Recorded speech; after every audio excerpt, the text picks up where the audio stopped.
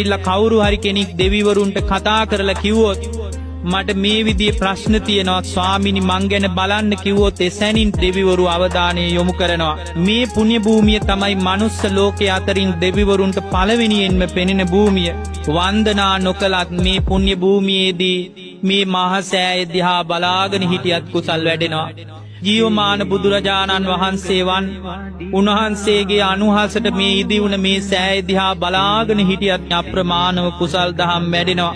මේ ලංකාවේ ජීවය තමයි මේ මහා සෑය රඳුන් වහන්සේ. මේ පාදම ළඟ දන ගහලා Tamanගේ නළල ස්පර්ශ කරලා අදිෂ්ඨාන ලබාගෙන ආශිර්වාදේ ලබාගෙන යන්න ඒ භාග්‍යවතුන් වහන්සේට වන්දනා කළා වගේ අප්‍රමාණව කුසල් දහම් පුරා ගන්න මේ පින්නතුන්ට අවකාශය ලැබෙනවා. පින්නතුනි අතීත කතාවල තියෙනවා පුරාවෘතවල තියෙනවා මේ සෑයටම උඩින් තමයි සිළුමිණි සෑය දිව්‍ය තලයේදී වෙලා තියෙන්නේ. ඒ සිළුමිණි සෑයට උඩින් බ්‍රහ්ම තලයේදී උණු සළුමිණි සෑය තියෙනවා.